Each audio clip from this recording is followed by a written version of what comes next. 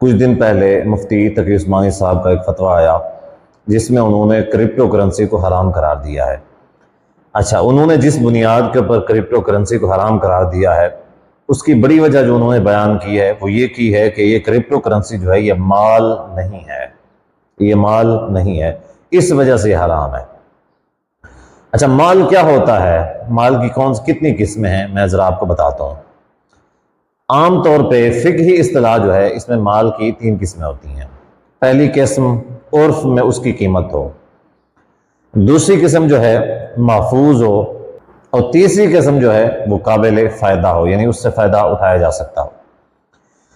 اب پہلی قسم کے عرف کے اندر اس کی قیمت ہونی چاہیے، تو یہ جو کرپٹو کرنسی ہے عرف کے اندر قیمت کا کیا مطلب ہے؟ عرف کے اندر قیمت کا مطلب یہ ہے کہ اس کا کوئی نہ کوئی وجود ہونا چاہیے۔ وجود کا کیا مطلب ہے؟ ایک تو یہ جو کرپٹو ہے یہ ایک ڈیجیٹل چیز ہے۔ لوگ جس چیز کے اوپر اعتراض کر رہے ہیں کہ مفتی صاحب نے کہا ہے کہ مال نہیں، یہ مال تو ہے، اس کی قیمت بھی ہے، عرف کے اندر اس کی قیمت بھی مانی جاتی ہے، لوگ اس کو بیچ رہے ہیں، اس کو خرید رہے ہیں۔ اسی طریقے سے دوسری جو چیز ہے وہ قابل فائدہ بھی ہے، فائدہ اٹھا رہے ہیں لوگ۔ تیسری چیز محفوظ، لوگ کہتے ہیں محفوظ بھی ہے، حالانکہ تینوں جو چیزیں ہیں اس کے اندر تینوں چیزیں نہیں ہیں، محفوظ بھی نہیں ہے اور قابل فائدہ بھی نہیں ہے، اور تیسری جو چیز ہے عرف کے اندر اس کی قیمت بھی نہیں ہے۔ عرف کے اندر اس کی قیمت کیوں نہیں ہے؟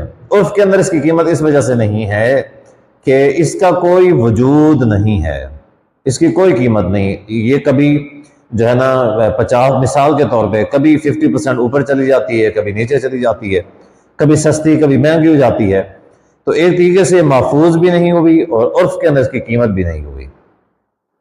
دوسری بات یہ ہے کہ شریعت کے اندر مال جس چیز کو تسلیم کیا جاتا ہے وہ مال اس چیز کو تسلیم کیا جاتا ہے جس کا وجود ہو۔ یہ جو ڈیجیٹل کرنسی ہے اس کا کوئی وجود نہیں ہے۔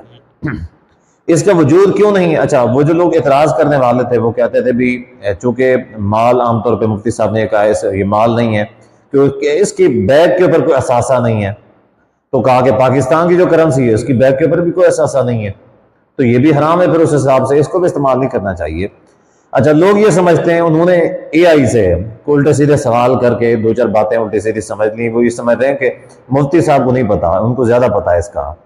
بھائی، جو عالم دین ہے، جو مفتی ہے، وہ پوری باتوں کو جانتا ہوتا ہے، دائیں بائیں اوپر نیچے ہر باریکی کو سمجھ کے وہ فتویٰ جاری کرتا ہے، جبکہ جو اندھا بندہ ہوتا ہے، جاہل ہوتا ہے، وہ کہیں سے سرچ کرتا ہے الٹی سیدھی، اس کو 2-4 باتیں سمجھ آتی ہیں، وہ کہتا ہے بس ٹوٹل جو ہے نا دین یہی ہے۔ تو یہ جو کرپٹو کرنسی ہے حقیقت کے اندر ہم اس کو بطور مال تسلیم نہیں کرتے، اور شریعت کی نظر میں مال نہیں ہے۔ مال کیوں نہیں ہے؟ اس کی ایک وجہ یہ ہے کہ اس کی کوئی بیک کے اوپر اثاثہ نہیں ہے۔ اچھا، دوسری وجہ یہ ہے کہ اس کا بانی کون ہے، کس بنیاد کے اوپر؟ یہ تو ایسے ہی ہے جیسے کوئی بھی بندہ کو کرنسی بنا لے، ٹھیک ہے، کوئی ڈیجیٹل کرنسی بنا لے اور کرنسی بنا کے اس کی لوگوں کو مطمئن کر کے اس کی جو ہے خرید و فروخت شروع کر دے۔ اب کیا وہ کرنسی ہو جائے گی؟ اس کی قیمت اس کو کہہ دیں گے ہم، کل کو وہ بھاگ جائے، مسئلہ یہ ختم ہو جائے، کسی بھی طریقے سے ختم ہو جائے، تو کیا خیال ہے؟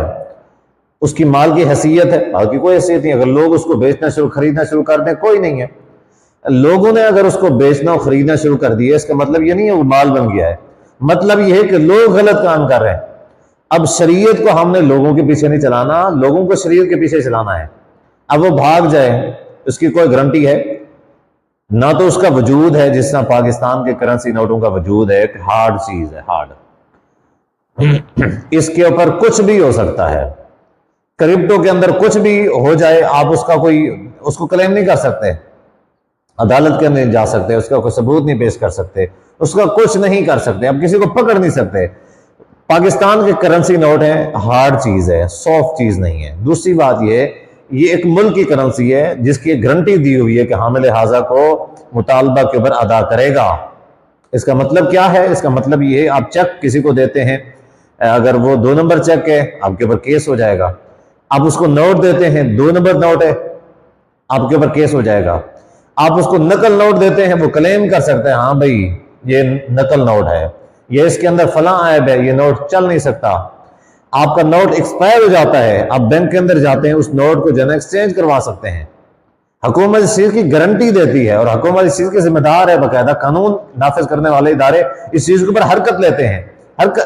آپ یہ بتائیں یہ جو کرپٹو کرنسی ہے اس چیز کا کیا وجود ہے؟ محفوظ بھی نہیں ہے، کل کو خدا نہ خواستہ بھاگ جائیں کوئی گارنٹی نہیں ہے۔ کس نے بنایا، کیوں بنایا، اس کی کیا حیثیت ہے؟ کوئی حیثیت دیکھیں، حیثیت اس وقت ختم ہو جاتی ہے جیسے کوئی بھی بندہ کوئی کرنسی بنا لے، کرنسی بنا کے لوگوں کو اس کے اوپر مطمئن کرنا شروع کر دے، لوگ اس کو خریدنا شروع کر دیں، اس کی جو ہے نا بے بڑھنا شروع ہو جائے اس کی قیمت، اب سارے کے سارے لوگ پھر اس کی طرف اس کے پیچھے بھاگ پڑے اور آپ یہ کہنا شروع کر دیں کہ یہ جو ہے نا لوگ دیکھیں خرید رہے ہیں بیچ رہے ہیں تو یہ کرنسی ہے۔ یہ کوئی کرنسی نہیں ہے، اس کا کوئی وجود نہیں ہے، کوئی حکومت اس کو آن نہیں کرتی، کوئی اس کی ذمہ داری نہیں لیتی، ٹھیک ہے نا۔ اچھا، اس کے باوجود بھی کچھ علماء کسی بنیاد کے اوپر اس کو جائز قرار دیتے ہیں۔ کچھ علماء حالانکہ حدیث کے اندر نہا رسول اللہ صلی اللہ علیہ وسلم عن بیع الغر، نبی صلی اللہ علیہ وسلم نے بیع دھوکے والی بیع سے منع فرمایا ہے۔ دھوکے والی اس کی کوئی گارنٹی نہیں، اس کا کوئی وجود نہیں، اس کی کوئی حیثیت نہیں ہے۔ یعنی یہ تو ایسے ہے جیسے میں آپ سے یہ کہوں کہ ایک نمبرز ہیں جو سافٹ ویئر کے اندر آپ کو شو ہوتے ہیں بھی آپ کے پاس اتنی رقم ہے، اس کا کوئی حیثیت نہیں۔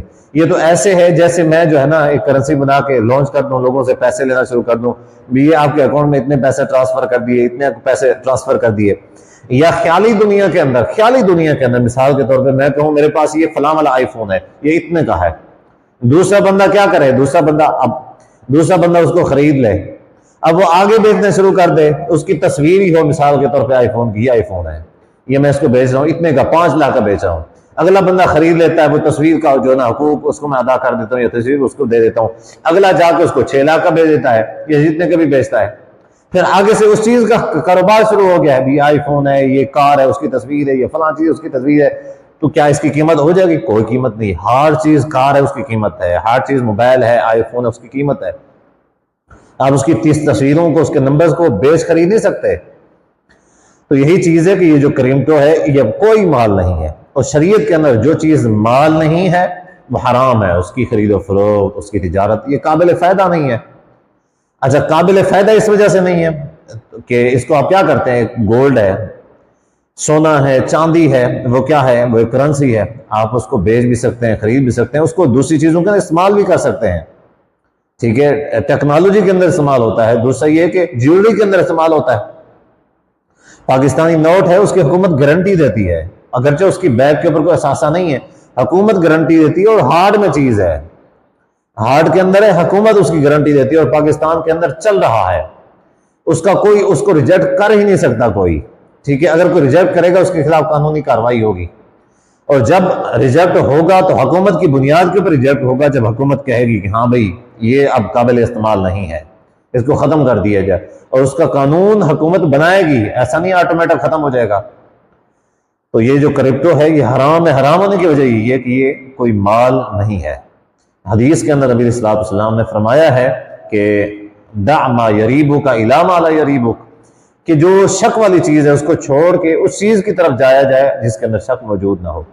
چلیں اگر کوئی بندہ شک کے اندر بھی ہے کہ اس کے جو ہے نا یہ حلال ہے پتہ نہیں حرام ہے، تو شریعت اس چیز کا تقاضا کرتی ہے، کہ اس چیز کو چھوڑ دو جس میں شک ہے، اس چیز کی طرف چلے جاؤ جس میں یقین ہے، شک والی کوئی بات نہیں ہے۔